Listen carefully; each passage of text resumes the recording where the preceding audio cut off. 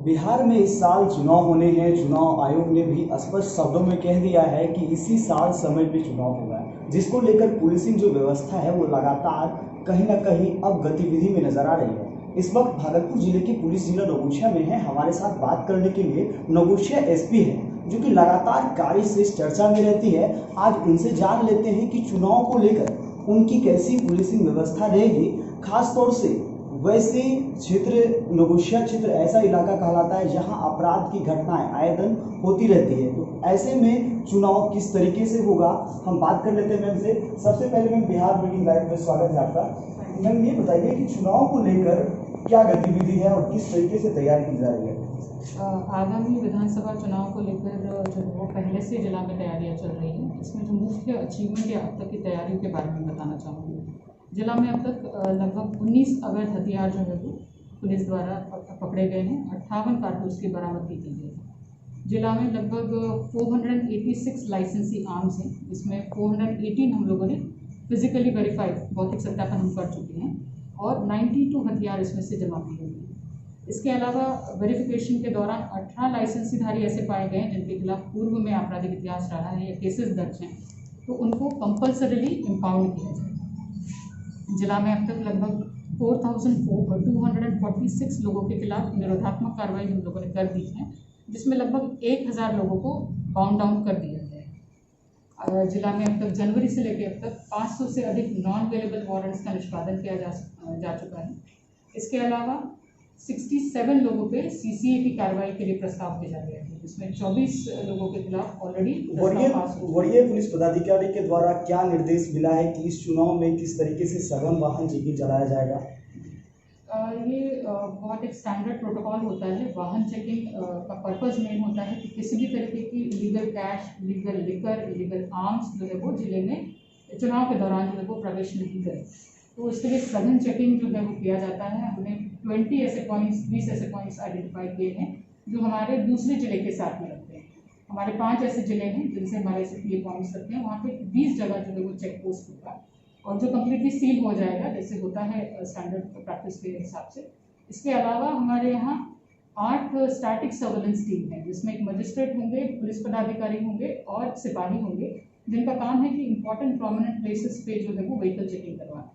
उसका मेन उद्देश्य वही है कि शराब या पैसा जो है वो आवाजाही उसकी नहीं। सीमावर्ती क्षेत्रों में लगातार आपराधिक घटनाएं बढ़ती हैं, तो ऐसे में उन क्षेत्रों के लिए क्या रणनीति तय की गई है। सबसे पहले तो हमने जितने भी सीमावर्ती हमारे डिस्ट्रिक्ट्स हैं, इनके सभी एसपी से हम लोगों ने बैठक कर लिया है। हमने पॉइंट्स आइडेंटिफाई कर लिए हैं, क्रिमिनल्स आइडेंटिफाई कर लिए हैं जो ज़्यादातर इन एरियाज में एक्टिव रहते हैं। उनके नामों की सूची हम लोगों ने एक्सचेंज कर ली है और उन सभी जगह पे हम लोग खासतौर से दियारा इलाका है और इस इलाके में लगातार अपराधियों का मनोबल जो है वो बढ़ता नजर आता है। लेकिन जब से आपने प्रभार संभाला है कुछ कहीं ना कहीं कम हुआ है, लेकिन छोटी छोटी जो घटनाएं हैं वो लगातार हो रही है। ऐसे में जो अपराधी हैं वो अपराधी प्रवृत्ति, उन लोगों के लिए क्या रणनीति बनाई गई है। इसमें देखिए, सबसे पहला तो हमारा फोकस होता है प्रिवेंशन की घटना नहीं हो।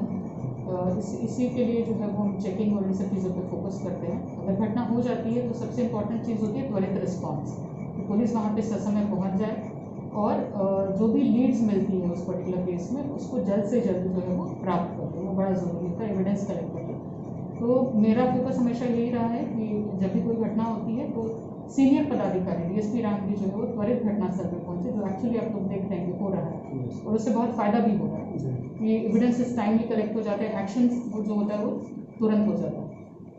तो रणनीति यही है, फोकस हमारा पहले प्रिवेंशन पे रहेगा और अगर घटना हो जाती है उसका उद्भेदन जो है वो सही तरीके से वो गिरफ्तारी।